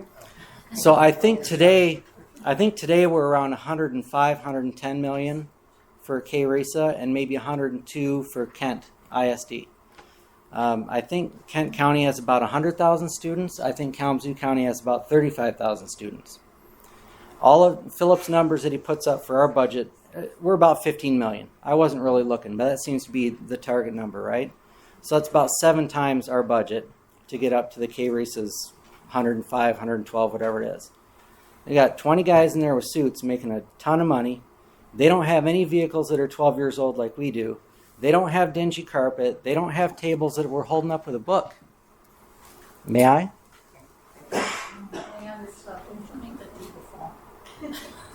So, I mean, come on. It's what, 1.5 mils or whatever? I love the stuff they do. I don't discount. I've had discussions with people about special education, CTE. I know the value of what they do. But at what point do we keep paying for 40-foot vaulted ceilings with mahogany architecture when we're slumming it? We need furniture in our buildings. We need everywhere you look, you find something. So I'm sorry that we're excited about $450 per student. That's kind of a joke to me. We fell for the scam. Big government is on you. They're running the whole county worth of schools. They've got 800 employees, 50 job openings right now. We can't get a lunchroom supervisor. So my wife decided to go to work in the primary because it's going to be fun with the little kids doing lunchroom supervisor. You're hitting time. There's an awful lot of fat at K-Races. So I do not support a renewal of their budget. They can get crummy janitors like we have. I miss these. Thank you, Kevin. Thank you.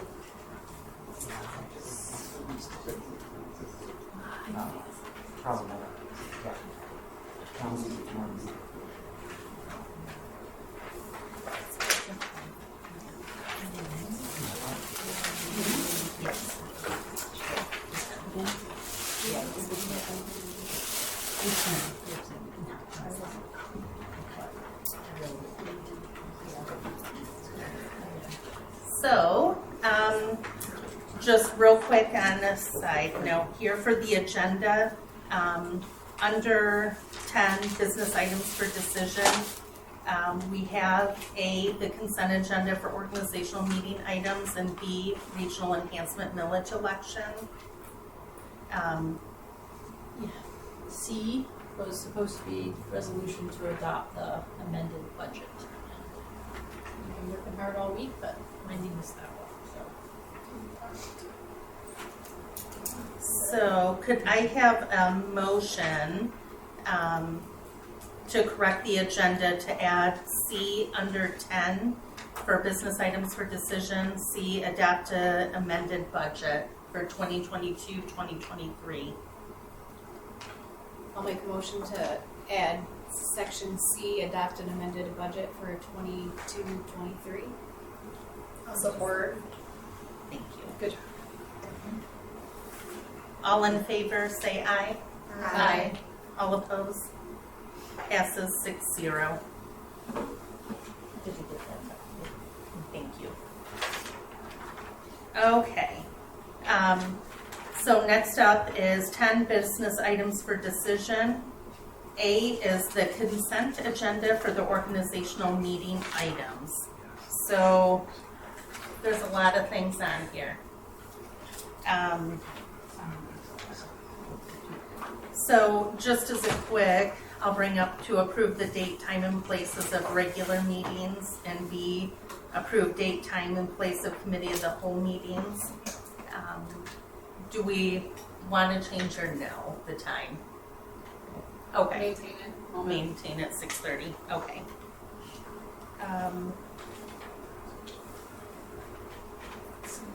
Yeah, and then I know it was brought up too about the established compensation system for board meetings, which is set at $30 a meeting now, up to 24 meetings in a year. So is there any discussion or any thought on that? Is anyone opposed to doing away with that? There I mean, has I to might be be opposed. compensation. Yeah, So $5. I mean, You can put it. I probably donate way more than my check is going to be throughout the year, but also sometimes that's like my family does without me sometimes for coming to these meetings. I would recommend that we leave it the way that it is. And we all do have the ability, I know, to donate it back if we choose also, so. I have, but I just thought if we could just keep it and not keep transferring money around, then that would be easier. I didn't do this for compensation. Honestly, when I joined the board, I didn't even know I got compensation. Nobody So would realize that. Yeah. I was doing it for free. I was volunteering my time, and I'm still happy to do so. Well, the value of being able to transfer is that it can stay in the general fund, or let's say that Diana wanted to help out the senior class, and that's a totally Yeah. different fund. Something Wanted to- fun. So that's the one thing that, is different than Yeah. making a check. You're Just to donating your clarify, time here to and put it somewhere else fun that we couldn't donate our time to. That you could choose. Okay, so thoughts just I think that's keep it, better. okay. then let's see, D is Huntington Bank for depository school funds. E is authorization to sign checks for contracts, agreements, and purchase orders. F, designation, the electronic funds transfer officer. G is to appoint Laura Sofer as recording secretary. H, to appoint the business manager as treasurer for the Board of Education. I is the approval of organizational memberships and designation of Legislative Relations Network representative. So there, and sorry guys, I tried doing, okay. We do need to designate somebody as the Legislative Relations Network representative, and that's, we do that every year, and I tried doing some research. I think you get additional emails about legislative things, but I can't find anything in addition to that, but I will still continue to work on it. But is there anybody that wants to be the Legislative Relations Network representative? I know it was Krista this last year. So I was going to say, I never got anything extra special, like, I know, I'm nothing still came gonna of do it, some so research, I don't- but we're supposed to designate somebody, I would be so. interested. I don't know that it's what it is, yeah, but there was nothing special that came in my email. But Volunteer for something. You have Okay. to do anything. Until it does. yeah. And I will work on that, and when I get a response to that, I'll bring that to the meeting. Okay. J is the appointment of auditing firm, and K, appointment of law firm. So, so in front of you, you have a board action request form. Could I have a motion? I'll make a motion to approve. Is this the consent agenda? Yeah. Yeah, it's on the Okay. back. I was like, is that right? I'll make a motion to approve the consent agenda of annual organization decisions A through K as presented. We have a second, I'll second. and roll call vote, please. Yes. Lieberstein, Yes. Shu, Yes. Horsey, Yes. Wiltz, Yes. Walker. Yes. Motion passes 6-0. And then next up under business items for decision is the regional enhancement millage election. Okay, so in front of you, you have the board action request form for the K-Reese enhancement millage. Could I have a motion, please? I'll make a motion to approve the resolution declaring support for the enhancement millage as presented. I'll support. Any discussion? I have a question, maybe I missed this because I had stepped out. We are doing this for 6 years, because there was talk at that meeting of saying, wording this different to where we were allowing anywhere from 3 to 6. Yeah, and they did the research. It has to be, a designated amount of years. Can't do a, and so they decided to. The decision was to go with the 6. Yes, sorry. And I totally respect Mr. Digg. I adore him in many, many ways. I do want to, just put on the record that we're talking about $410,550 for a GA, which would be a hit to us. And I also completely understand, his perspective and position. And I think, Just want to say that. I respect his opinion as well, but I think that attending that meeting last week and hearing about this enhancement millage and the reason that we have it, and that K-Reese keeps nothing from this millage. This all goes back into Kalamazoo County. But like Wendy said, if we lost $410,000 plus, that's going to hurt GA. And it is sad that we're excited over $425 per student, but unfortunately, that's how our government has done it. Any other discussion? Roll call vote, please. Simmons, Yes. Lieberstein, Yes. Shu, Yes. Horsey, Yes. Wiltz, Yes. Walker. Yes. Motion carries 6-0. And next up, under business items for decision is C, to adopt an amended budget for 2022-2023. Yeah, so yeah, just, it'll be the same as what's added. So could I have a motion? I'd like to provide a motion to have the resolution to adopt the amended budget for the 2022-2023 school year. Second. Any discussion? Roll call vote, please. Simmons? Yes. Ingerstein? Yes. Shu? Yes. Horsey? Yes. Wiltz? Yes. Walker? Yes. Motion passes 6-0. Next up is 11, communications. A is board comments. Is there any members that would like to say anything? I would just like to welcome Laura and Kirsty. Excited for a new year and see what we can do and accomplish and continue to do, and all the hard work everyone puts into it to make this happen. So thank you, everybody. Awesome. Lots of fun stuff coming up. So I just had, gonna kind of ditto, but to welcome the new board members. We've got our new group of 7, so and governance team of 8. So excited about, this new year and moving forward. To thank everybody that came to the KCSOA meeting the other night.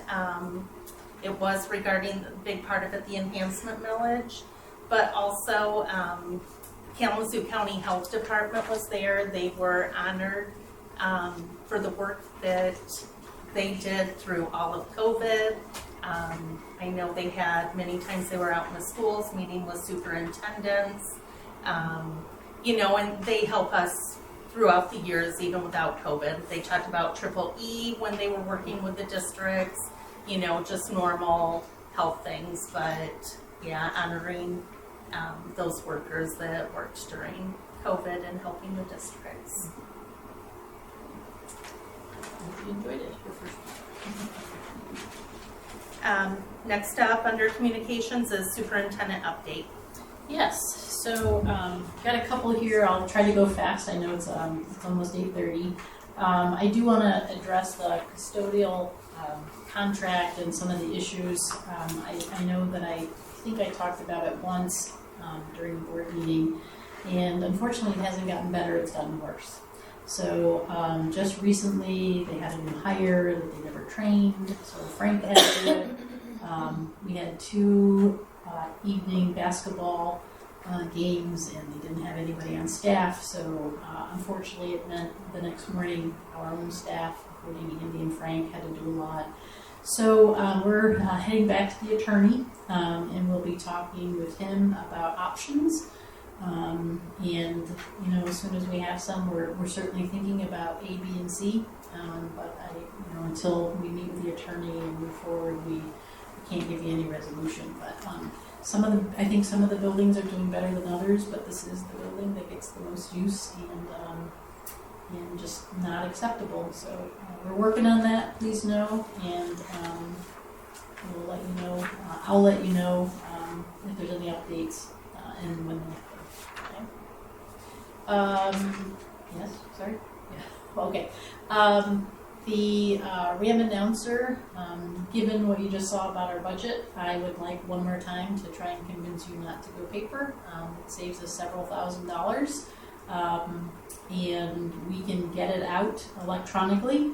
We can also always have copies on hand in each office, just printed. I know it's a hard one to leave behind, but a lot of districts who have done it. So I would like you to consider that. I don't have to have a decision tonight. We're starting to put one together, and would really like you to think about, we can get it out on all of our Facebooks. You all can share it, your friends share it, your community share it, but it would be, several $1,000s by the time we do 3 or 4 of them a year. School resource officer, we've talked about this for a while. There's dollars out there, but there's some confusion about the grants. I've talked to the undersheriff. I've talked to Climax Scotts, who would like to share one. I can't really bring you anything until we figure out the budget side, the grant side.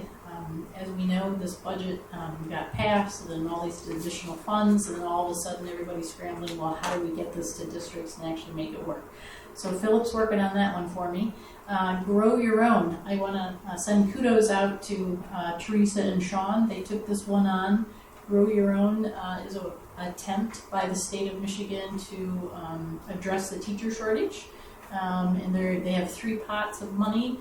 One is for high school students who are looking to go into college to be a teacher. One could be any teacher or any staff member we have with a bachelor's or a teaching certificate. There's ways for getting that tuition. So let's say that I'm a math teacher, but I know I'd love to go into special ed, and there's a program at Western where you can get an accelerated certification in special ed. So it's an incredibly lengthy application, but Teresa and Sean got out a survey to staff of anybody who might be interested. We have some paraprofessionals who are interested, and we have several teachers. And now we've got to get the big crazy thing filled out, which I know is going to take time, but we're excited. We actually have to have an agreement with every university that offers a program. And they're scrambling too, right? They're trying to put these programs together themselves. So it's a whirlwind. I know it'll get better over time, but I just wanted to.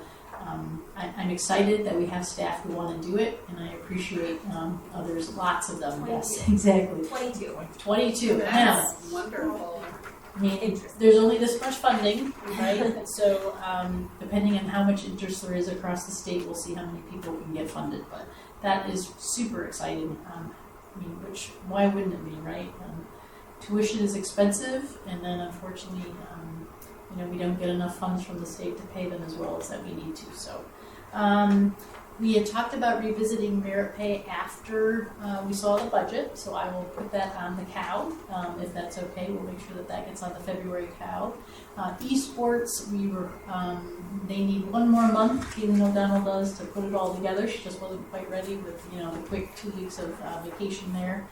And then the Abigail Hutchins Powell Scholarship. With the change in staffing in the central office, we just got this out to Lindsay last week. Usually we do those interviews at the cow in February. I'll check in with Lindsay in a week or so and see whether kids have had enough time. I know that there's been a ton of interest in the foundation scholarships this year because Lindsay's staff has done such an excellent job of really getting it out there to our high school our seniors.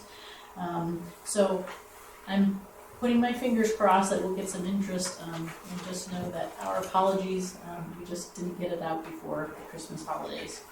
And my glasses are coming out. Nope, I think that was it, folks. And just again, thank you for all you do.